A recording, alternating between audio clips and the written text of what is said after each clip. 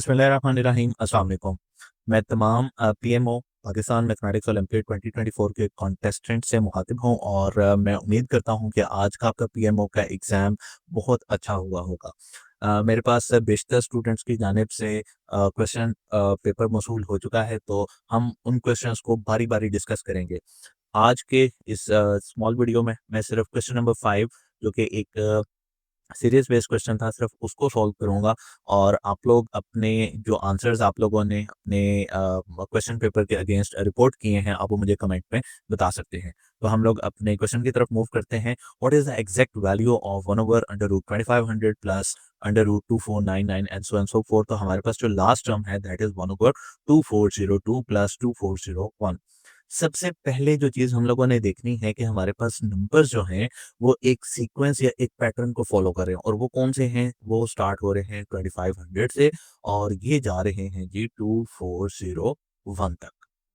अब अगर इन तमाम नंबर्स को मैं एक सम नोटेशन में लिखना चाहूँ तो मैं इनको लिख सकता हूँ that is sum equals to summation term that is n. अब एन की वेरिएशन कहाँ से कहाँ तक होगी हम इसको बाद में आइडेंटिफाई करते हैं, लेकिन अगर हम लोग इसको एक मेन फ्रैक्शन में लिखना चाहें तो न्यूमरेटर सबका 1 है। न्यूमरेटर के बाद अगर हम लोग देखें तो यहाँ पर जो सबसे छोटी जो एक वैल्यू आ रही है वो है 2401।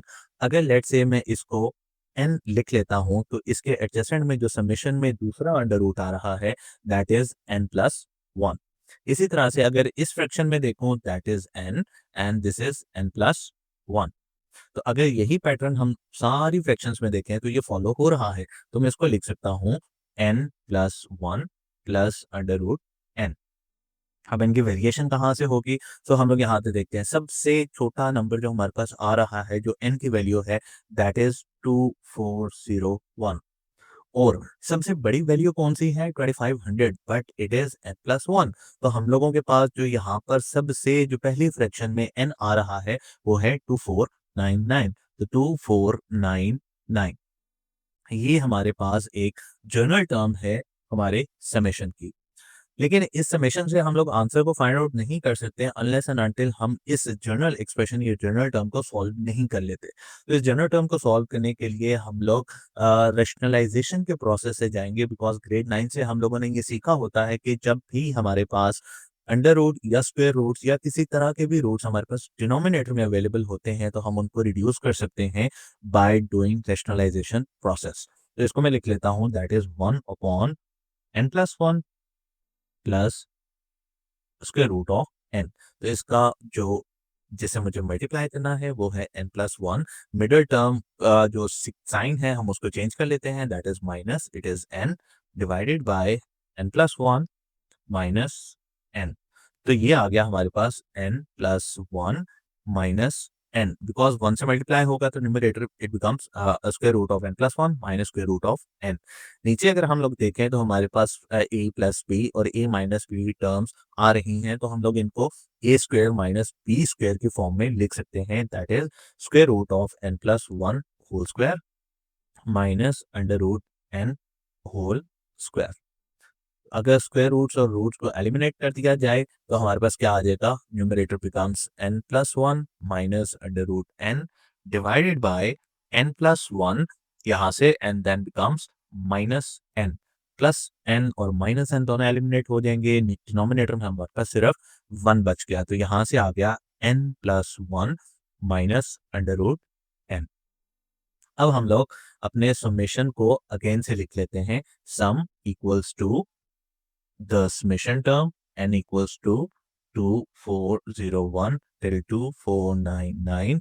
अब हम रैशनलाइजेशन के बाद जब हमारे पास टर्म आई है जनरल टर्म हम उसको लिखते हैं that is n+1 minus under root n। अब इसको ओपन करते हैं according to the given information. तो सबसे पहली जो टर्म आएगी हमारे पास वो आएगी 2500, okay, and minus it is 2499। इसी तरह से अगली टर्म क्या होगी?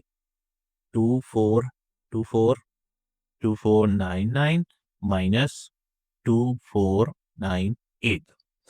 इसी तरह से जब हम कंटिन्यू करते चले जाएंगे तो हमारे पास यहाँ पर क्या आ जाएगा? 2402 माइनस 2401। अब एक चीज़ को आप लोग ऑब्जर्व करें कि हर जो पहली ब्रैकेट है that is 2500 square root minus 2499 square root, यहाँ पर इसका साइन माइनस है। जबकि यही सिमिलर टर्म हमारे पास यहाँ भी अवेलेबल है लेकिन इसका साइन पॉजिटिव है। तो इससे क्या होगा कि हमारे पास अगर इससे अगली जो ब्रैकेट होगी उसमें हमारे पास क्या आएगा 2498, बट वो पॉजिटिव का होगा, एंड 2497 हमारे पास नेगेटिव में होगा। तो हमारे पास यानी कि अल्टरनेटिव टर्म्स आ रही हैं और इस वजह से हमारी जितनी भी मिडल टर्म्स होंगी वो सारी की सारी एलिमिनेट हो जाएंगी, बिकॉज वो अल्टरनेटिव टर्म्स होंगी पॉजिटिव एंड नेगेटिव। तो इससे हमारे पास सिर्फ और सिर्फ कौन सी टर्म्स बचेंगी? सिर्फ 2 टर्म्स बचेंगी। कौन सी?